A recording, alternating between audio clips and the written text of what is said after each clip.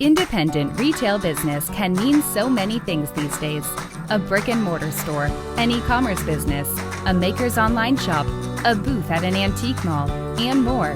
No matter which category you're in, Kathy Cruz, a fellow retail business owner and retail educator, will teach you how to market and manage your business efficiently so you can spend time doing other things you love. Welcome to the Savvy Shopkeeper Podcast. Welcome to episode 86 of the Savvy Shopkeeper Retail Podcast, pushing through a pandemic as retailers, how to keep your spirits up. I'm your host, Kathy Cruz. So I first want to give you an update. I think a few episodes ago, I mentioned that I started on a little bit of a health journey or getting healthier journey, and I have a Fitbit, and my goal was to hit 10,000 steps walking, jogging, running, although I'll admit I'm definitely not running yet. But I'm happy to say that this morning, before I started recording this podcast episode, I hit 100 days, consecutive days of hitting 10,000 steps every day. That means I usually go out and walk anywhere between 3 to 5 miles, and then the rest of the steps are kind of filled by my daily activities. And sometimes I do all 10,000 steps, and then any steps after that are bonus. So I just thought I'd check in with everyone, let you know where I stand. I was asking for some accountability. A couple of you have asked about my journey so far, and I will say I'm not losing a ton of weight, but I am feeling better. And that's the goal, was to feel better. So I'm going to continue this. I'm hoping to pick up the pace, do a little bit of jogging, eventually get back to running, I guess is the ultimate goal. I didn't really think about it until I started talking about it now. So that's my update for you. My intention for this episode is to have a conversation about how COVID-19 continues to play a role in running our retail businesses. I don't believe we'll have another mandatory shutdown, although I'm afraid to even say that. But I also don't believe we'd be where we are now with masks and the mandates coming back, and in some areas they are mandatory again. I just did not think we would be here. I guess I was hopeful and optimistic that we wouldn't be here. Before I start this episode, I want to make sure that I say this first. If you lost anyone to COVID-19, if you personally suffered physically or emotionally because of COVID, or if you're hurting now because of it, you have a family member that's sick, or you're struggling yourself, I just want to say that I'm sorry. I don't want to make it seem that our retail businesses are more important than the loss of a loved one or your physical health. That's definitely not my point here. So I want to make sure that I convey that I am compassionate and sympathetic to anyone who's lost someone to COVID. This episode will focus on what's happening in the retail industry and our independently owned businesses. And again, I just don't want to be insensitive to the big picture, the pandemic overall, and that's like worldwide.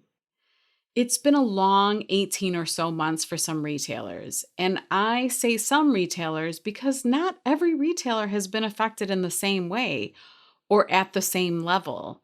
I see this in our membership groups. It can be so different from state to state or even from county to county.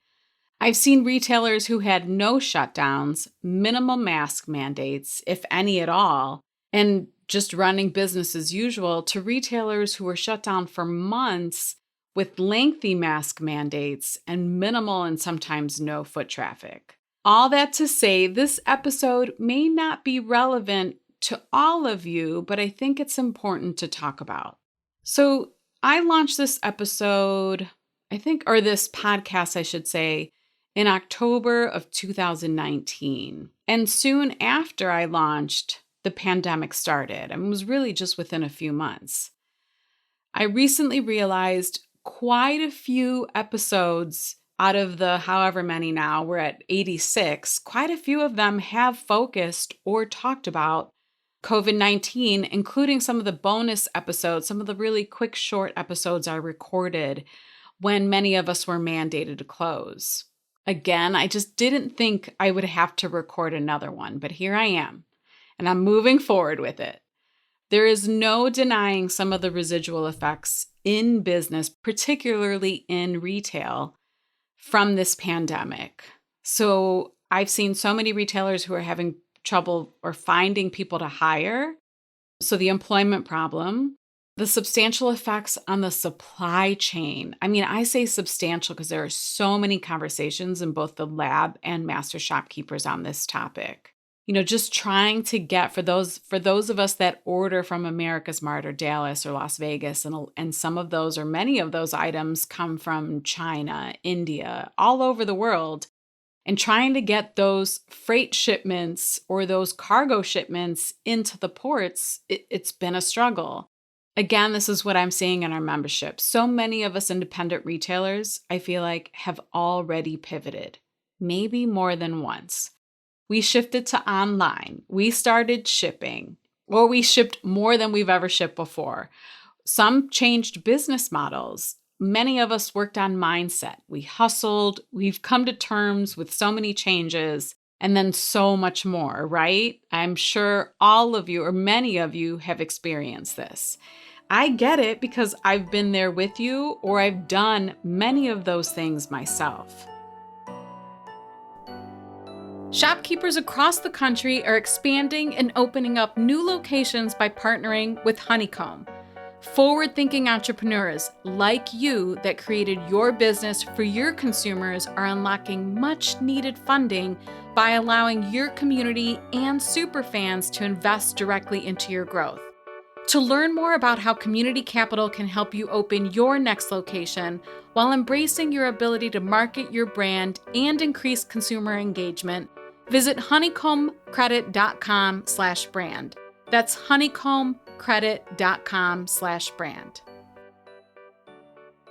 So now we're seeing surcharges from some of the vendors, or many of the vendors that we're ordering from. The chain supply issues that I've mentioned. And then you add the employment problems and then the slower months for many retailers. They call them the J months, June and July. And this can all really weigh down shopkeepers. So this is where I'm going with this. I've seen it in our groups, and I'm experiencing some of the same things too. Definitely the chain supply issues, the surcharges, the slower months. I'm experiencing that as well. It's so important that we stay optimistic and that we keep our chins up and remain hopeful. But yet, I don't want to ignore what's happening. I want to think ahead, and I want to be prepared.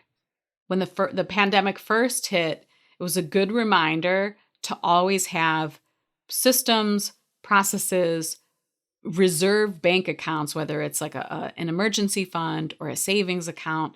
I always want to try to be, or at least do my best to be prepared.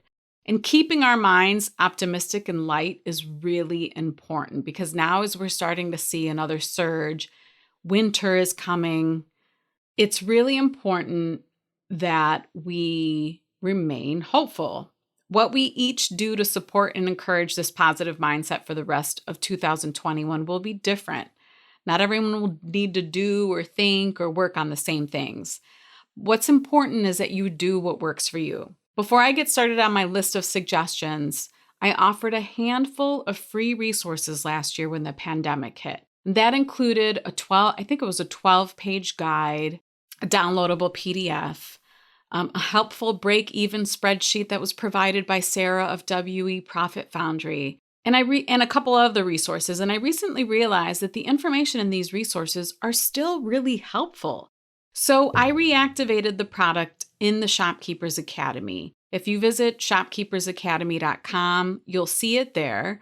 I think it's listed as like coronavirus resources for retailers or something like that. You can sign up just with your email address. It is completely free, no payment expected. But I want to make sure that I mention this, and I realize that I should bring it back because the pandemic is still here and the resources are still helpful and relevant. So I thought I'd reactivate it again. Again, I want to make sure that you understand that it's free. You do have to sign up with an email address. So if you're in a bit of a funk And I know some of you are because we've seen these conversations in our membership groups, or if you're struggling in your own business or even with mindset, I have a list of suggestions on how to help improve this, especially moving into Q4. I want Q4 to be successful and happy and hopeful and all of those good things that normally, we all know it's exhausting too, but we all really, so many of us get rejuvenated by that fourth quarter of the year and the sales and the revenue that come with it. So here's my list. The first one is to work on a budget. If finances seem to be a bit of a struggle right now, for sure, working on a budget, and no one really enjoys working on a budget, it can be helpful. And I want to reference the break even, it's a kind of a budget, somewhat of a budget spreadsheet that WE Profit Foundry provided in the free resources. It can be really helpful. And the spreadsheet is all it's laid out for you. You just have to fill in the blanks. It's easy to work with. And I know a lot of retailers appreciated it the first time around. So I want to make sure that I mention if you need to work on a budget, if that's going to make you feel better moving forward, by all means, do that. Find a spreadsheet, work with a CPA or an accountant or bookkeeper or someone close to you that's good with the financials. Get something on paper. Trust me, it will make you feel better. Next one is maybe meditate. Now, I get that meditating isn't for everyone, but it can be particularly helpful if you have anxiety. And if you've never practiced it before, it can take a little bit of work to get into it. I personally don't meditate, but I have group members who do and it really grounds them and makes them feel better. My meditation is walking, getting out, sweating, exercising. The next one is to focus on gratitude. Maybe have a journal every morning where you spend some time writing down maybe 5 things that you're grateful for from the day before or just in general. Again, I have group members who do this on a regular basis. Every morning they do it. And writing in the morning or whenever it works for you, it's helpful to write down the things that you're grateful for because it puts things into perspective. Sometimes our minds can get consumed with all of the heavy weight or the negative thoughts. And sometimes it's nice to spend some time writing down what you're grateful for, all of the good things in your life, so that the negative stuff I won't say it goes away, but it feels lighter, it feels better. The next one is to build a reserve fund. This applies to any time. I would recommend it to any retail store owner, particularly after last year. But if you haven't done this yet, I recently had a one-on-one call with a client, and she asked that question, like, how do you know what to put into a savings account? And I recommend, even if you just put 1% of all of your revenue every month into an account, a separate account, you can't touch it. You don't want to transfer funds out of it unless you have to, of course. But even if you start with 1%, you'd be surprised over the course of a year how that account builds up. In the most ideal situation, I would say 5% or even try to get it up to 3%. But no one says you have to have $10,000, $20,000 in an account right away. It can slowly grow. And seeing the growth in that account is going to make you feel better, and it's going to make you feel more secure. You can start small. It's more than okay. The next item or suggestion on my list is to increase pricing. If you are a retail store owner who buys from vendors who are sending you notifications that surcharges are being applied to your orders, if freight is increasing in price, if prices overall are going up, you're going to have to reflect the same thing in the pricing of your products in order to protect your profit margin. No one likes to increase prices. I'm sure I've had episodes on this topic. I'm not prepared with the number episodes that I've worked on regarding that, but I would suggest starting to increase your pricing to protect your margins. Many people don't enjoy doing that. It makes them uncomfortable. But again, it's something that you can ease into. I wouldn't say double your prices, but maybe increase by a certain percentage. The next item on my list is to sign up for comment selling software. Now, I personally don't use it. There are several software companies, or I don't even know if I would call them software companies, are they? But there are several companies out there who offer this. And the other option too is if you don't want to invest in comment selling software, you can maybe follow if you're a lab member or a Master Shopkeepers member, I have a whole video lesson with a checklist on hosting a Facebook Live clearance sale. Or it applies to hosting any kind of Facebook Live event where you're selling in person and then someone comments on your post saying that they want to purchase that item. So either sign up for comment selling software or follow the tutorial in the Shopkeepers Lab in the Academy and start to prepare so that you can sell online more through social media. The next one is to prepare to do more lives. The episode before this, episode 85, I actually talked about how to embrace live, either selling or just going live on social media in general. You want to be in front of your customers.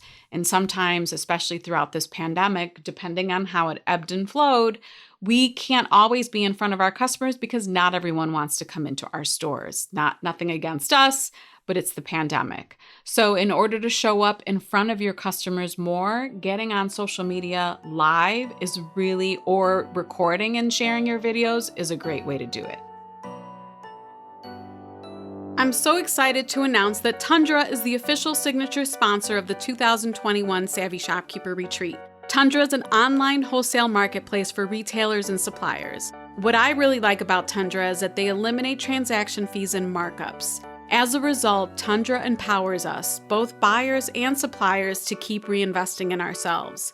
As a store owner myself, I appreciate that ordering from Tundra keeps my store fresh, with new, novel, and seasonal products. And if you didn't know, Tundra also offers a pro membership, so you save even more with free shipping site-wide. Ordering on Tundra saves us, retailers, time.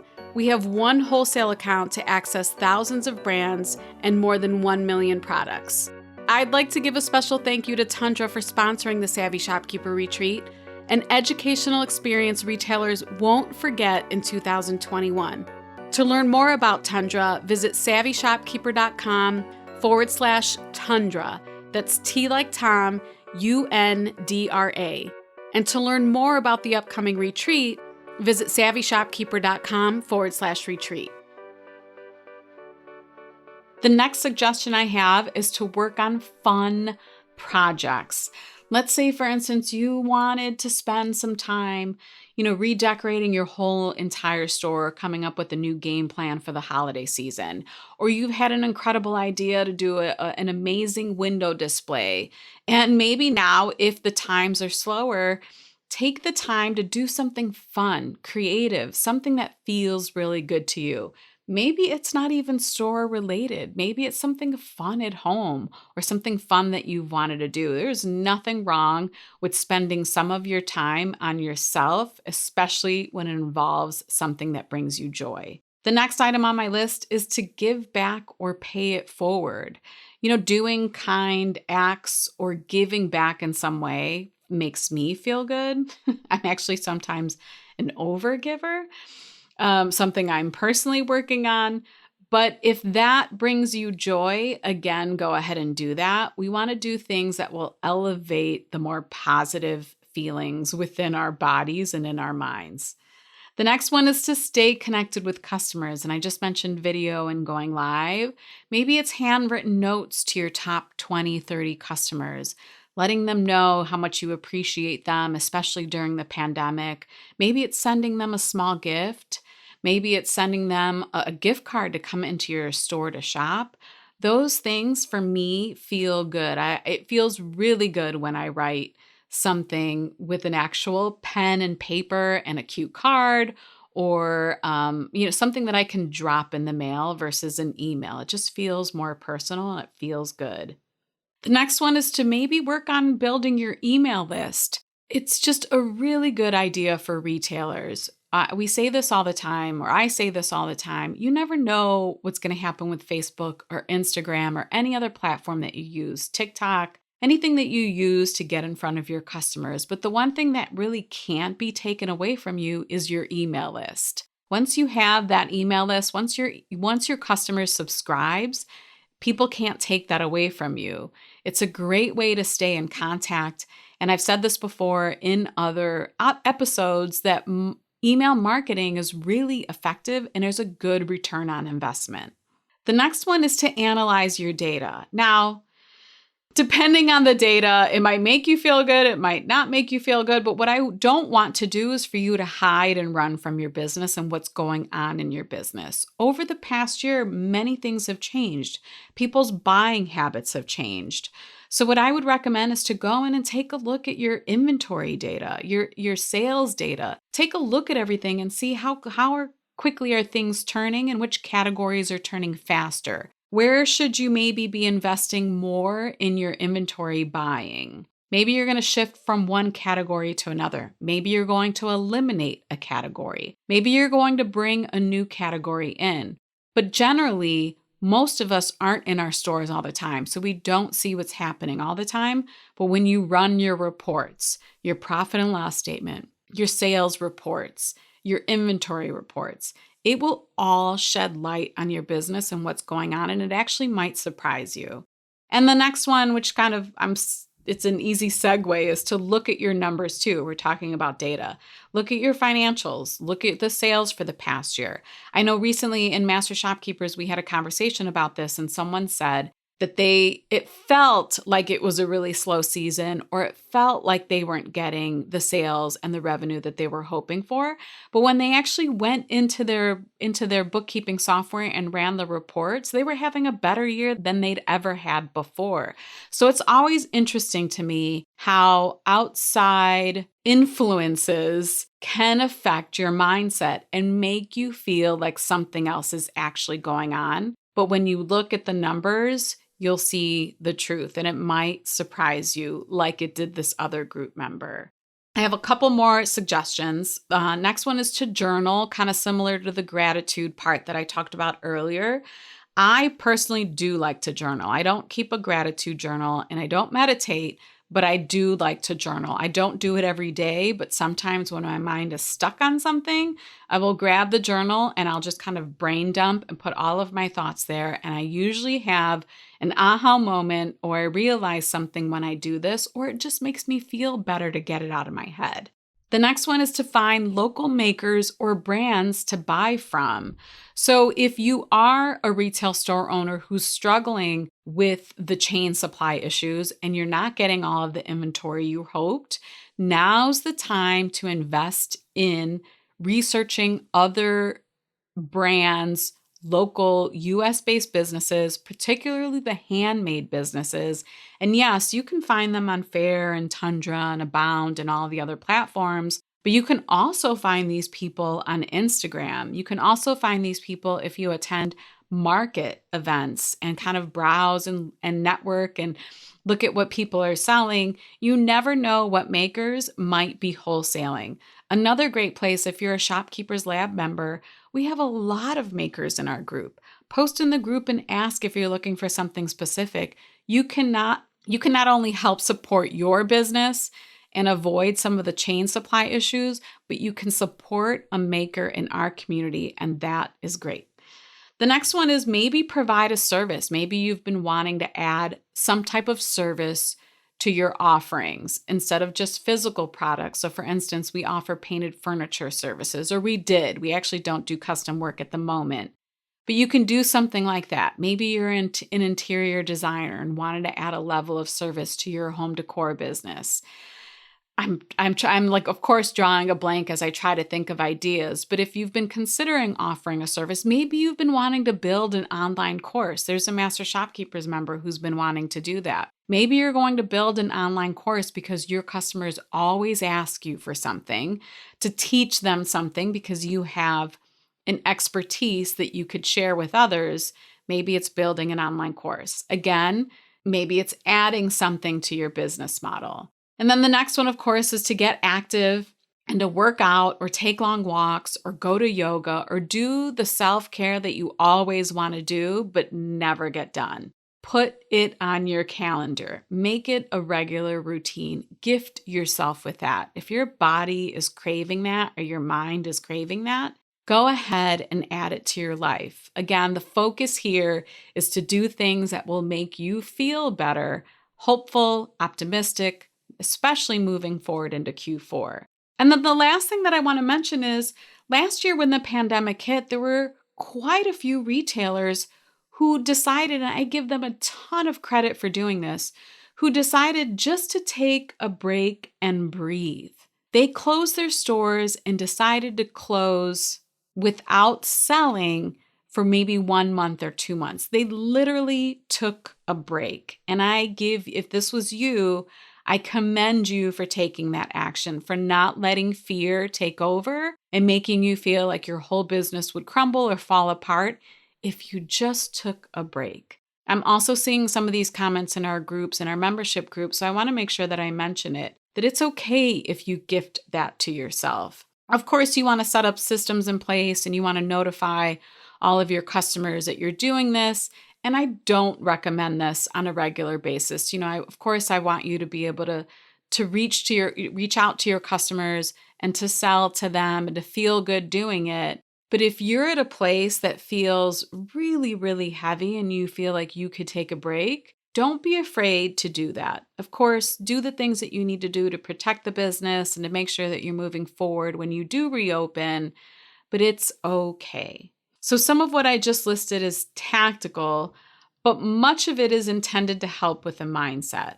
My new mantra, and something I teach my one-on-one clients, in a conversation I had with my business bestie recently when I said this, she said, "Did you come up with that?" I was like, I don't know. It just came out of my mouth. And the mantra is mindset first, math second. Because if your mind is filled with doubt, fear, anxiety, angst, and negative thoughts, this will determine how you feel and then how you take action. It all begins with our thoughts.